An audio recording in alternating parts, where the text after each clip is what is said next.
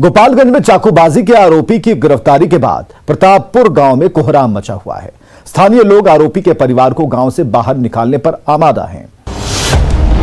छेड़खानी का आरोपी गिरफ्तार, फिर भी प्रतापपुर गांव में बवाल। लोगों ने आरोपी के घर में लगाई आग। पुलिस छावनी में तब्दील हुआ गांव। घर के अंदर बिखरा और अधजला सामान उस चाकूबाजी की वारदात के बाद का है, जिसे गुस्साए गांव के लोगों और पीड़िता के परिजनों ने अंजाम दिया है। आरोपी भले ही गिरफ्तार हो चुका है, लेकिन लोगों का आक्रोश कम नहीं हो रहा। गोपालगंज जिले के मांझागढ़ थाना इलाके के प्रतापपुर गांव में आक्रोशित लोगों ने आरोपी युवक के घर में तोड़फोड़ की और घर से सारा सामान बाहर निकालकर आग के हवाले कर दिया, जिसकी तस्दीक ये तस्वीरें कर रही हैं। जिसके बाद मौके पर पहुंची पुलिस लगातार कैंप कर रही है ताकि तनाव और इंतकाम की आग को रोक सके।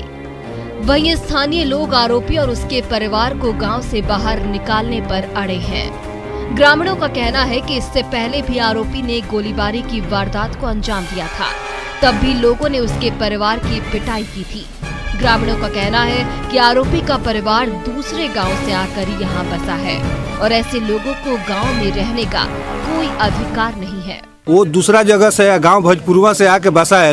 हम लोग ये एक बार बाबू हाथम में भी उसका लड़का गोली चलाया था, जिसके वजह से उसको मार मार के उसको अपाहिज कर दिया गया है।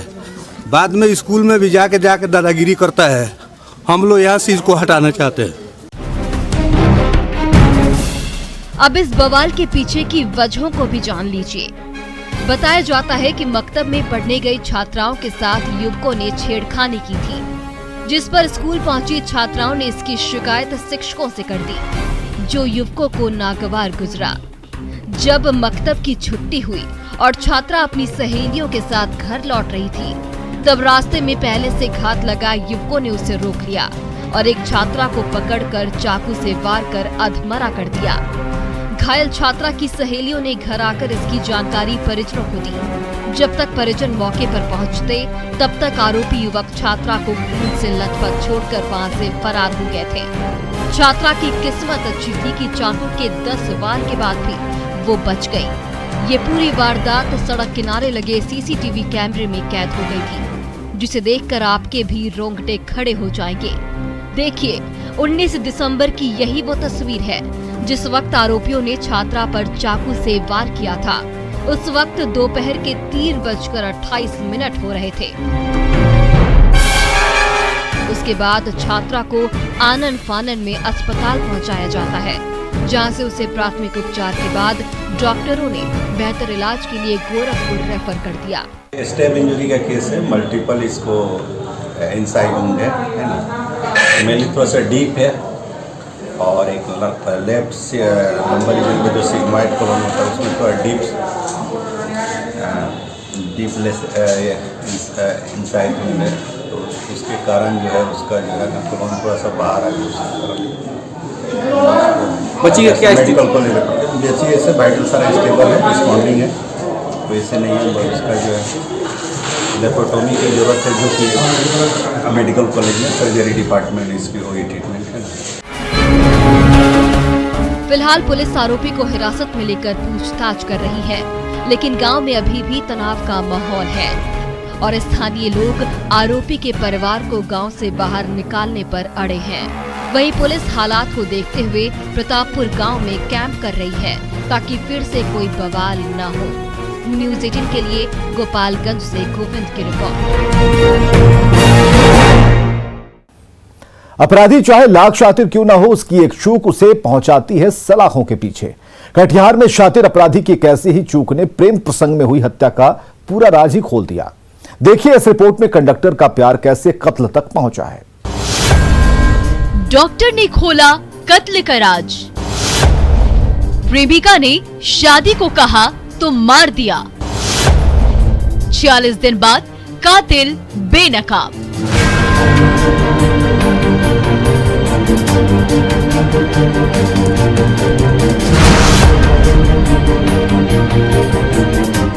तस्वीरों में दिख रहा ये कुदाल कातिलों के लिए उस वक्त काल बन गया जब कुदाल के मालिक ने अपनी कुदाल की खोज शुरू कर दी। यही खोज पुलिस के लिए सुराग बन गई और कत्ल के 46 दिन बाद पुलिस ने खुलासा करते हुए 2 आरोपियों को सलाखों के पीछे पहुंचा दिया।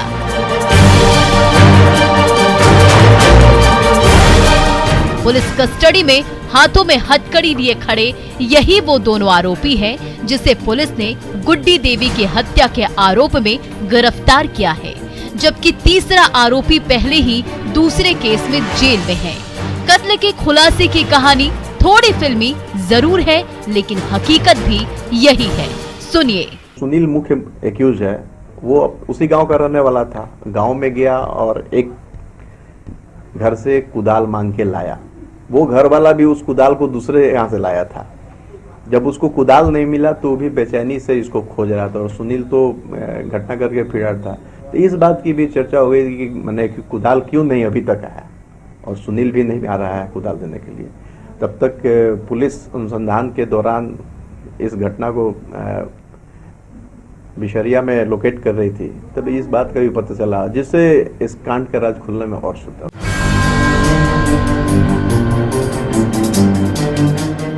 जिस दिन गुड्डी का शव मिला था वो तारीख थी 4 नवंबर 2021। इसी दिन कटिहार जिले के कोढ़ा थाना इलाके में नहर के पास एक अज्ञात महिला की लाश मिली थी, जिसकी उम्र करीब 30 साल थी।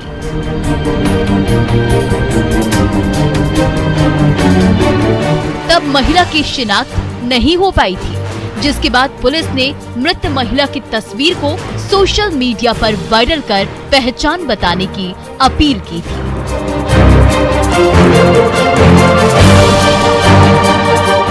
कुछ दिन बाद पुलिस को पता चला कि महिला का नाम गुड्डी देवी है, जो पूर्णिया जिले के मरंगा थाना क्षेत्र के तरैया गांव की रहने वाली थी, जो आने जाने के दौरान अक्सर कोढ़ा बस स्टैंड से बस पकड़ती थी, जहां सुनील उर्फ फूचो बतौर कंडक्टर काम करता था।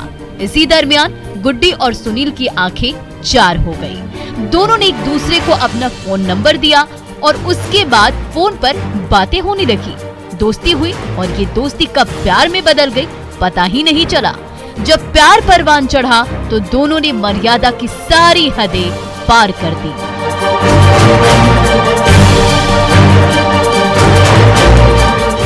लव के लफड़े में दोनों के बीच अक्सर लड़ाइयां भी होती रहती थी। इसी बीच प्रेमिका गुड्डी सुनील पर शादी करने का दबाव बनाने लगी, जिससे पीछा छुड़ाने के लिए सुनील ने उसकी हत्या की साजिश रच डाली और पूरी प्लानिंग के साथ माशुका को मिलने के लिए बुलाया, जहां पहले से उसके दोस्त मौजूद थे। उसके बाद जो हुआ वो बेहद खौफनाक था।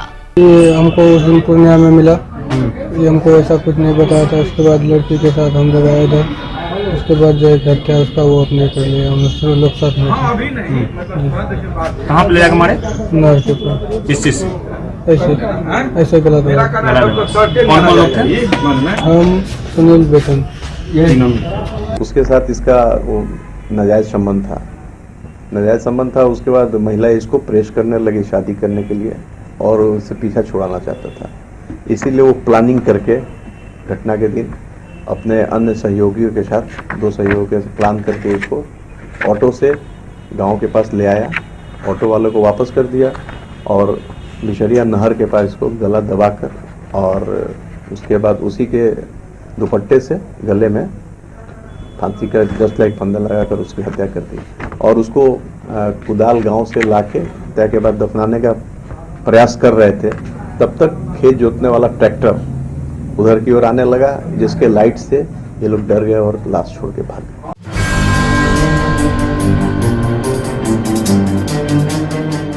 इस मामले में पुलिस ने मुख्य आरोपी सुनील और उसके दोस्त अनिल शर्मा को भी गिरफ्तार कर लिया है, जबकि महिला को झांसा देकर घर बुलाकर लाने और लाश को दफनाने में मदद करने वाला बेचन यादव उर्फ विकास पहले से ही किसी मामले में जेल में है, जिसे पुलिस रिमांड पर लेने की बात कर रही है।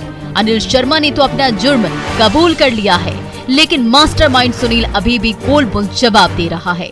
पूर्णिया में रहती थी, उसको कोई पहचानती नहीं। पूर्णिया में कहाँ है घर उसका पता नहीं। संपर्क कैसे हुआ? संपर्क ऐसे हम बस स्टैंड में रहते हैं, टिकट काटते हैं, पटना उटना से सिलीगुड़ी जाती है बस। उसके बाद तंग करने लगा। हाँ? हाँ तंग करने लगा पीछे का। तो उसके बाद हत्या का प्लान बनाया। हम क्या किया उसके बाद?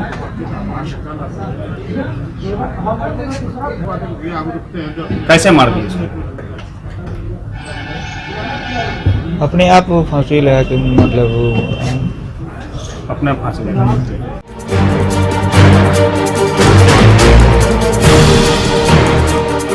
इस हत्याकांड के खुलासे के बाद ये साबित हो गया है कि अगर तफ्तीश की दिशा सही हो तो कानून के हाथ अपराधियों के गिरबान तक पहुंच ही जाती है, वो चाहे लाख शातिर क्यों ना हो। न्यूज़ 18 के लिए कटिहार से सुब्रत गुहा की रिपोर्ट। वक्त तो चला एक ब्रेक का, जल्द हाजिर होते हैं।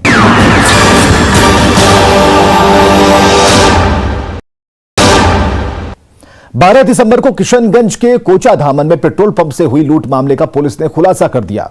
10 अपराधियों को गिरफ्तार किया गया है, जिसमें कुख्यात नौशाद उर्फ डॉन भी शामिल है।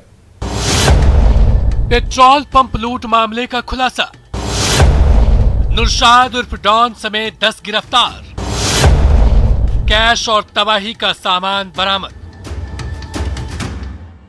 तारीख 12 दिसंबर 2021। यही वो तारीख है जिस दिन रात के करीब 9 बजे बेखौफ बदमाशों ने किशनगंज जिले के कोचा धामन में आरजेडी के जिला अध्यक्ष सरवर आलम के पेट्रोल पंप पर धावा बोलकर 5,90,000 की लूट की थी और फायरिंग करते हुए सभी आरोपी फरार हो गए थे, जिसका सीसीटीवी फुटेज भी सामने आया है, जिसमें अपराधियों की सारी करतूतें कैद हुई थी। जिसके बाद कोचा धामन थाने की पुलिस पर सवाल खड़े होने लगे थे, जिसे चैलेंज के तौर पर लेते हुए पुलिस ने सीसीटीवी फुटेज और टेक्निकल टीम के मदद से तफ्तीश करते हुए नौशाद उर्फ डॉन समेत 10 आरोपियों को गिरफ्तार कर सलाखों में पहुंचा दिया है। पुलिस कस्टडी में खड़े यही वो 10 लुटेरे हैं जिसकी करतूतों ने पुलिस की नींद हराम कर रखी थी। अब हाथों में हथकड़ी लगी है तो चेहरे की हवाएं उड़ गई है, वरना अब तक ये गिरोह कितनों को अपना शिकार बना चुका होता। 12 दिसंबर को रहमतपाड़ा कोचा धामन थाना अंतर्गत पेट्रोल पंप की लूट की घटना हुई थी, जिसमें करीब 5,90,000 की लूट हुई थी। उसको गंभीरता से लेते हुए पुलिस अधीक्षक ने एक SIT का गठन किया और SIT ने आसूचना संकलन और तकनीकी अनुसंधान करते हुए अपराधियों तक पहुंच गई थी। इसी क्रम में जो है कि परसों महानंदा पुल के नीचे कुछ अपराधियों के जमा होने की सूचना प्राप्त हुई थी और उस पर टीम जाके उसकी छापेमारी की। उसमें 10 अपराधियों को पकड़ा गया है। उनकी निशानदेही पे लूट की राशि बरामद की गई है। पुलिस ने जिन 10 लुटेरों को गिरफ्तार किया है, उनके पास से लूट की रकम के साथ साथ हथियार और तबाही का सामान भी मिला है, जिसमें करीब 2 लाख कैश, 2 ऑटोमोबाइल पिस्टल, 8 जिंदा कारतूस, बम बनाने का मटेरियल, प्लास्टिक पैकेट में रखा बारूद, लोहे का प्लेट, जर्दा का 8 डिब्बा, लूट की 5 बाइक, कई मोबाइल फोन समेत कई और सामान शामिल हैं। 2 हथियार, जिंदा कारतूस, 5 मोटरसाइकिल और करीब 2 लाख रुपए मोबाइल, बम में इस्तेमाल की जाने वाली कच्ची सामग्री बताते हैं। पुलिस ने जब गिरफ्तार सभी आरोपियों से सख्ती से पूछताछ की तो पता चला कि 12 दिसंबर को बहादुरगंज थाना क्षेत्र के लोहागड़ा गांव में अपराधियों ने एक मकान किराए पर लिया था। उस मकान में बम बनाने के क्रम में बारूद रगड़ने के दौरान आग लग गई, जिससे धुआं उठते देख सभी अपराधी वहां से भाग निकले। भागने के क्रम में रहमतपाड़ा गांव पहुंचकर अपराधियों ने पेट्रोल पंप लूट की घटना को अंजाम दिया। कोचा धामन के लोहागड़ा थाना अंतर्गत एक किराए के मकान में वहाँ पे बम बनाने काम इन लोगों का चल रहा था। वहाँ पे आग लगने के बाद जो है कि ये लोग उसमें से कुछ अपराधकर्मी भागे और सुनथा होते हुए वो रहमतपाड़ा की तरफ गए और इसी क्रम में जो है कि उन्होंने रहमतपाड़ा पेट्रोल पंप से जो है कि लूट की घटना। इस तरह अपराधियों ने लूट की वारदात को अंजाम दिया था। पुलिस ने जिस 10 लुटेरों को गिरफ्तार किया है, उसमें नौशाद उर्फ डॉन, मोहम्मद तहसीन उर्फ टाइगर, अजय कुमार यादव, मोहम्मद लायक, मुकलेश्वर रहमान, मोहम्मद आजम, मोहम्मद अल्लाउद्दीन, मोहम्मद आरिफ, जमीरुल साहब। अजीत जायसवाल है जो मधेपुरा का रहने वाला है। लूट की घटना में शामिल बदमाशों का गिरोह आसपास के जिलों में भी सक्रिय था। किशनगंज के अलावा सीमांचल के कटिहार, पूर्णिया, अररिया में भी लूट की घटना को अंजाम दिया जाता था। गिरोह में शामिल नुरशाद उर्फ डॉन, तहसीन और मुकलेश्वर रहमान का 12-15 सदस्यों का एक सक्रिय गिरोह है जो इन इलाकों में लूट की वारदात को अंजाम देता था। नुरशाद बंगाल में रहकर लूट की योजना बनाता था। बंगाल से ही लूट गिरोह के नेटवर्क को चलाता था। नुरशाद उर्फ डॉन आपराधिक वारदात को अंजाम देकर बंगाल भाग जाता था। कोचाधामन थाने में नुसरत उर्फ डॉन पर 12 आपराधिक मामले दर्ज हैं। नुरशाद उर्फ डॉन जो कि कोचाधामन थाना अंतर्गत है और ये पिछले 2-3 सालों से कोचाधामन को छोड़कर बंगाल में शरण लिए हुए था और वहीं से वो घटना आता था और घटना कारित करके पुनः वो बंगाल की तरफ चला जाता था। उसका कोचाधामन थाना में जो अभी तक हम लोगों ने पता किया है लगभग 1 दर्जन से ऊपर कांड दर्ज है लूट और डकैती। फिलहाल पुलिस बाकी के आरोपियों की गिरफ्तारी के लिए छापेमारी कर रही है और दावा कर रही है कि बहुत जल्द उन्हें भी गिरफ्तार कर सलाखों में डाल दिया जाएगा। लेकिन जिस तरह से अपराधी किराए के मकान में रहकर बम बनाने का काम कर रहे थे और लूट की वारदात को अंजाम दे रहे थे, वो किसी बड़ी साजिश की तैयारी थी। हालांकि पुलिस ने समय रहते सभी को गिरफ्तार कर सलाखों के पीछे जरूर पहुंचा दिया है। लेकिन सवाल ये है कि वो मकान किसका था जहाँ किराए पर बदमाश रह रहे थे। मकान मालिक को इसकी भनक पहले क्यों नहीं लगी? अगर आग नहीं लगी होती तो क्या होता? न्यूज़ 18 के लिए किशनगंज से आशीष सिन्हा की रिपोर्ट। 30 सितंबर को भागलपुर के सुल्तानगंज में कोऑपरेटिव बैंक से दिनदहाड़े हुई 30 लाख लूट मामले में पुलिस को पहली कामयाबी हाथ लगी है। 78 दिन बाद पुलिस ने एक आरोपी को गिरफ्तार किया है। बैंक लूट मामले का खुलासा, 78 दिन बाद मिली पहली कामयाबी। कैश के साथ एक आरोपी गिरफ्तार। भागलपुर के सुल्तानगंज के सरकारी बस स्टैंड स्थित कोऑपरेटिव बैंक में 30 सितंबर को हुई 30 लाख की लूट मामले में 78 दिन के बाद पुलिस को पहली कामयाबी मिली है। जांच के दौरान पुलिस को लीड मिली कि सुल्तानगंज के अब्जूगंज गांव के राम स्वरूप शाह के घर लूट की रकम रखी गई है। उसके बाद पुलिस एक्शन में आ गई और खुद law and order DSP Gaurav Kumar team गठित कर सुल्तानगंज के अब्जू गांव में छापेमारी करने निकल गई। जब टीम ने राम स्वरूप शाह के घर की तलाशी लेनी शुरू की तो पुलिस वालों के होश उड़ गए, क्योंकि राम स्वरूप शाह के घर से कोऑपरेटिव बैंक से लूटे गए रुपए में से 4 लाख रुपए मिले। उसके बाद पुलिस ने राम स्वरूप शाह को गिरफ्तार कर लिया। छापेमारी की गई है, एसआईटी टीम का गठन किया गया था और एक गुप्त सूचना मिली थी बैंक डकैती, सुल्तानगंज बैंक डकैती के संदर्भ में, और उस गुप्त सूचना के अनुसार एक आदमी को गिरफ्तार किया गया है, राम स्वरूप शाह। इनको गिरफ्तार किया गया है।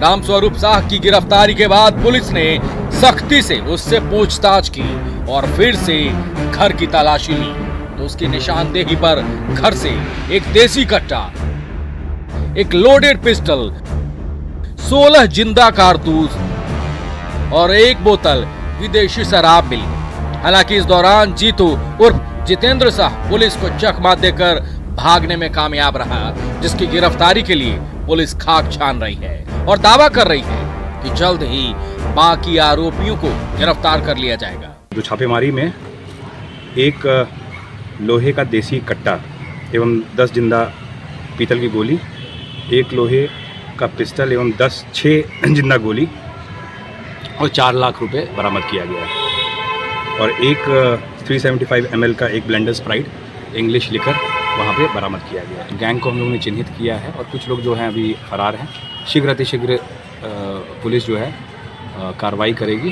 बैंक डकैती से जुड़ा हुआ मामला है। कोऑपरेटिव बैंक में जी जी जी। कितना बरामद हुआ इससे? 4 लाख बरामद हुआ है और अभी हम लोग का जो मेन जो टारगेट है वो अदर जो गिरफ्तारी है वो किया जाए, जो चिन्हित किए गए हैं, और रिकवरी किया जाए इस मामले में। 78 दिन के बाद मिली पहली कामयाबी के बाद पुलिस उम्मीद जता रही है कि बहुत जल्द बाकी के लुटेरे भी गिरफ्तार कर लिए जाएंगे। लेकिन जिस तरह से 30 सितंबर को 5 से 6 की संख्या में आए बदमाशों ने दिन दहाड़े बैंक में डकैती कर महज 10 मिनट में 30 लाख की लूट को अंजाम दिया था, वो पुलिस के लिए एक बड़ी चुनौती थी, जिसमें पुलिस को पहली कामयाबी हाथ लगी है। अब देखने वाली बात यह है कि पुलिस कब तक बाकी लुटेरों को गिरफ्तार करती है और लूट के बाकी के राशि को बरामद करती है। न्यूज़ 18 के लिए भागलपुर से आशीष के साथ विकास की रिपोर्ट। तो अपराधी चाहे लाख शातिर हो, तफ्तीश की दिशा अगर सही है तो बच नहीं सकता कोई गुनहगार सलाखों के पीछे जाने से। तो पुलिस चाहे सोई हो, मुजरिम चाहे कोई हो, आप बने रहे हमारे साथ, क्योंकि हर जुर्म के खिलाफ हमारी तफ्तीश लगातार जारी है।